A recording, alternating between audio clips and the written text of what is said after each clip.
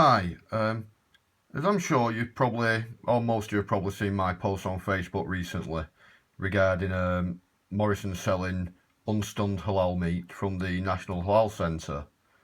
Now, this is a boycott Tesco and Morrison's halal petition, which would be good if everyone who saw this video would sign. Now, not everyone's on Facebook, not everyone will click the links, so I'm just doing this, try and educate people a little bit more about it, make people see what they're actually buying and why it shouldn't even be a legal practice in the UK, anywhere really, but our country especially. So we've got the petition there. Now, the first one that you can look at is all this is National Halal Centre meat, and it is labelled as unstunned, which is wrong because the animal's alive, it's had its windpipe and its carotid cut, and it's trying to breathe for 2 to 3 minutes while it's suffering. Now, as you can see, there's about 24-25 products that Morrison sell which is unstunned. I'll go in a little bit closer. You can see that there. National halal products use unstunned poultry. It says that on the chicken, it says it on the lamb, it says it on the beef. Now, I don't think that should be a practice, and I'm pretty sure that probably hundreds, thousands, even millions of other people don't as well. But like I've said before, they just can't be arsed clicking the link, so this video is to try and educate people. Now, all the while, you get people like the RSPCA, the government, DEFRA, saying 80% of halal meat is stunned. But my argument is that if the National Halal Centre use unstunned, and then you have someone like, there you go, the Halal Monitoring Committee, who just a couple of weeks ago, Tesco tried to sweep under the carpet saying it was a Canadian Halal Monitoring Committee. Now that clearly says UK to me. And if I could just stroll down to the bottom of it, labelling non-stunned meat and poultry. Now, these also use unstunned meat and poultry, so how does 80% get through as stunned, given that in the Quran it says that, well, it doesn't say anything really regarding it. It does state that halal isn't required. If there is none available, anything can be eaten. That is basically Quranic verse Surah Al-Baqarah 2173. If you look it up, I'm pretty sure that you'll see, and I'm pretty confident that most people can understand it. That's that little bit done. Now, moving on to Tesco, they claim that their meat is all stunned as well. Now, this is just a frozen section primarily.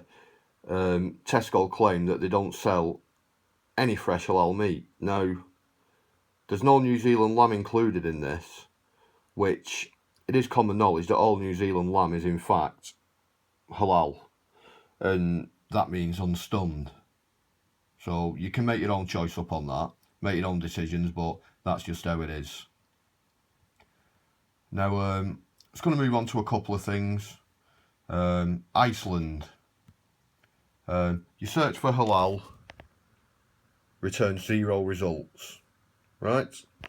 Now, keeping that in mind, I took this photo myself a matter of weeks ago. Right, that is in Iceland. It's called Cafe Asia, but they don't sell it. Now, for any further evidence that you need,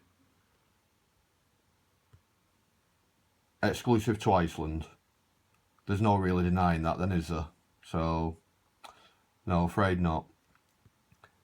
And then if you go onto the Q&A page, you got make frozen ready meals halal. So they obviously do sell them. They're just basically lying to people to keep the profit margin up and to appease a 4.2% minority, which is pretty ludicrous in itself. You even get some idiot saying that it's cruel stunning an animal.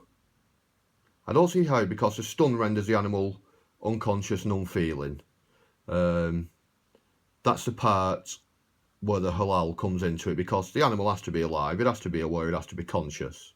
As I said before, 2 to 3 minutes, takes to bleed out, constant suffering. I'm pretty sure I'd like an electric shock to knock me out first. But you get some idiots everywhere, don't you? But there you go. Moving on to weight rolls, halal, 0 results, but I'm pretty sure that they sell New Zealand lamb as well. So they're basically lying to you. Now, as I've said, this is a petition that everyone should be going and signing. I don't touch halal, I avoid it at all costs. I'm not going to lie, I used to go out, I used to eat kebabs. I've not ate one for years. I won't even eat Kellogg's Crunchy Nut cornflakes anymore. And believe me, they are nice. But I won't touch them on the basis that they are certified halal. If Muslims want to pay that tax, let them. I choose not to. I don't want to fund certain things what are going on in this world. But this isn't about that. This is about slaughter methods on animals, and it's about doing it the best way possible. Eat free range, eat field farmed, make sure you check the meat codes.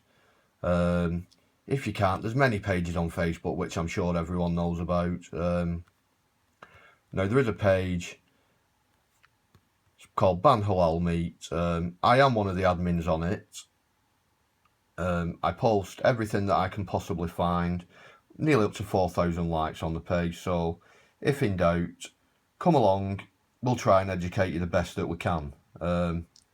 Anyone has any questions, feel free to ask. And I'm pretty sure this won't be the only video that I do. This is just the start of it. So yeah, there you go. Read up, be aware. And one last thing, if you sold unlabelled halal and you actually find out who it is, just quote the Racial and Religious Hatred Act to them, Acts 15:29, and just see what your reply is. I've sent numerous emails. I've sent one to the CEO of Tesco, the CEO of Morrison, the Daily Mail, the Sun, the Mirror. As of yet, no replies from any, but fingers crossed, you never know. So, yeah. Thanks for watching. Any questions, don't forget, just ask.